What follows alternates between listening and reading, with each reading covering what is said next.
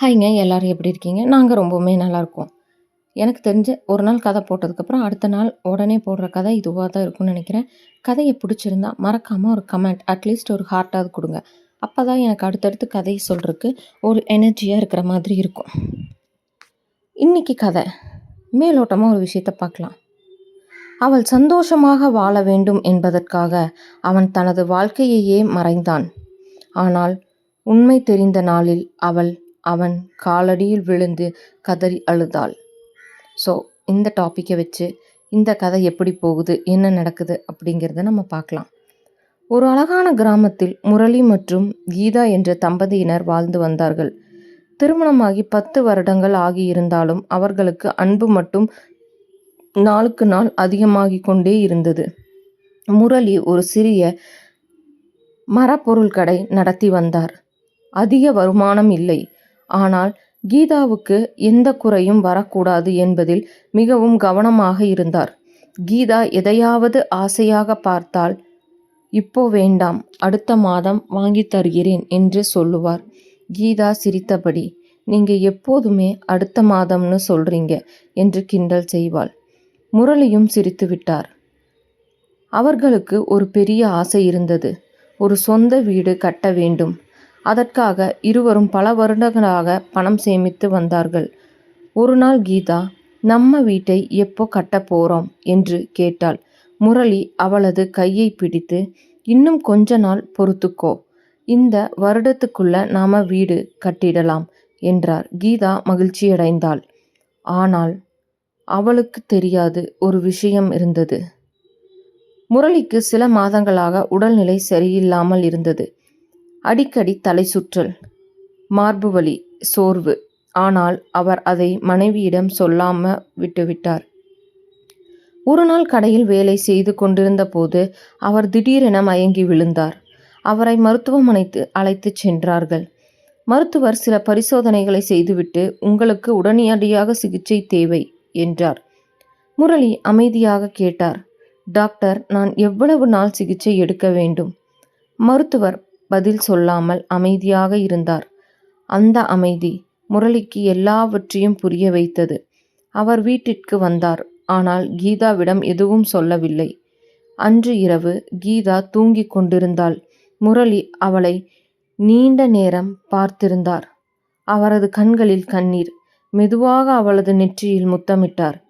நீ சந்தோஷமாய் இருக்கணும் என்று கிசுகிசுத்தார்.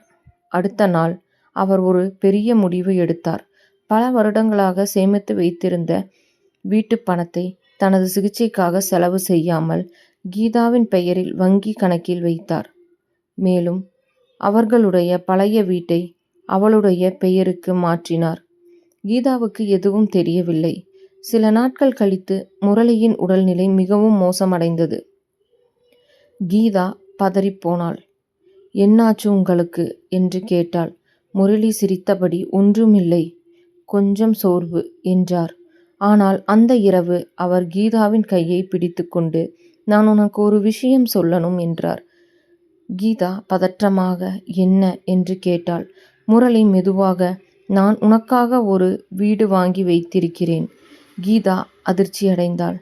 என்ன சொல்றீங்க? நம்ம வீடு என்று கூற சில ஆவணங்களை அவளிடம் கொடுத்தார். அதை பார்த்து கீதாவின் கண்களில் கண்ணீர் வந்தது. இத்தனை நாள் என்னிடம் ஏன் சொல்லல? முரளி சிரித்தார்.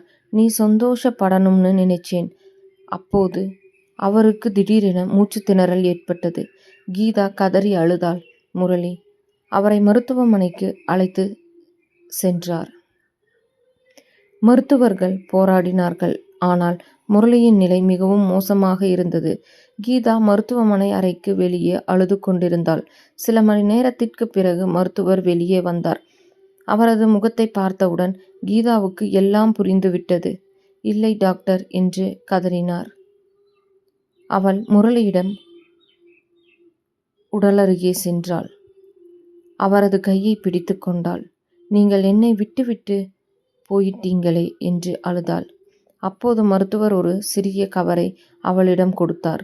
அதை அவர் எங்களிடம் கொடுத்தார்கள் என்றார். அந்த கவரை திறந்தாள். அதற்கு ஒரு கடிதம் இருந்தது. கீதா, நான் உன்னுடைய வாழ வேண்டும் என்று ஆசைப்பட்டேன். நம்ம வீட்டின் வாசலில் நீ கோலம் போடுவதை பார்க்க வேண்டும் என்று ஆசைப்பட்டேன். நம்ம குழந்தைகளை அந்த வீட்டில் ஓடி விளையாடுவதை பார்க்க வேண்டும் என்று ஆசைப்பட்டேன். ஆனால் எல்லா ஆசைகளும் நிறைவேறாது. நான் இல்லாத வாழ்க்கையை நினைத்து அழாதே. நான் உனக்கு கொடுக்க முடியாத வாழ்க்கையை நீ வாழ வேண்டும். நீ சிரித்துக்கொண்டே வாழ்ந்தால் அதுதான் என் ஆன்மாக்கு நிம்மதி என்று எழுதியிருந்தார். கடிதத்தை படித்த கீதா அங்கேயே கதறி அழுதாள். எனக்காக நீங்க உங்க வாழ்க்கையையே விட்டுட்டீங்களே என்று அழுதாள். பல மாதங்கள் கழித்து முரளி கனவு கண்ட அந்த வீட்டை கீதா கட்டினாள். வீட்டின் முன் வாசலில் கோலத்தை போட்டபோது அவளது கண்களில் கண்ணீர்.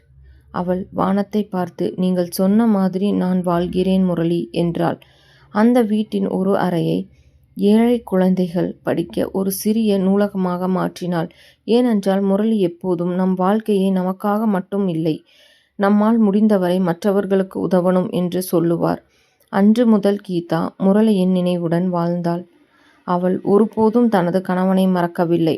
ஆனால் அவன் கடைசியாக கேட்டதை மட்டும் மறக்கவில்லை. நீ சந்தோஷமாக வாழணும். கதையை கேட்டு முடிச்சிட்டோம். இது பெரிய கதை, பெரிய சென்டிமெண்ட்டாக இருந்ததா, அப்படியெல்லாம் சொல்ல முடியுமா அப்படியெல்லாம் கேட்டால் எனக்கு தெரியல. ஆனால் எந்த ஒரு விஷயமே இழந்தவங்களுக்கு தான் தெரியும். இந்த கதையை ஒரு 100 பேர் கேட்குறீங்கன்னா 100ல் ஒருத்தங்க, இல்லை 1000 பேர் கேட்குறீங்கன்னா 1000ல் ஒருத்தங்க ஒரு கணவனை இழந்த பிறகு ஒரு வீடு கட்டுறதோ, இல்லை கணவர் அவங்களுக்காக வச்சுட்டு போனதை வச்சு நிம்மதியாக இருக்கிறதோ, அந்த ஃபீல் இருக்கிறவங்களுக்கு தான் சில கதைகள் புரியும். ஆனால் உண்மையாலுமே சொல்கிறீங்க, கணவன் மனைவி குழந்தைகளாக வாழ்ந்துட்டு இருக்கும்போது கணவன் இல்லைனாலும் சரி, மனைவி இல்லைனாலும் சரி, ஃபினான்ஷியல் சப்போர்ட் ரொம்ப முக்கியம். அந்த விஷயம் இருந்தால் தான் மேற்கொண்டு அடியெடுத்து நிம்மதியாக வாழ முடியும். சந்தோஷமாக வாழ முடியுமா கணவன் இல்லாமல், இல்லை மனைவி இல்லாமல் அப்படின்னு கேட்டிங்கன்னா தெரியல. பட் நிம்மதியாக வாழ முடியும். குழந்தைங்கள நிம்மதியாக வளர்த்த முடியும். இன்னொரு கதையில் சந்திப்போம். மறக்காமல் சப்ஸ்கிரைப் பண்ணி ஷேர் பண்ணிக்கோங்க.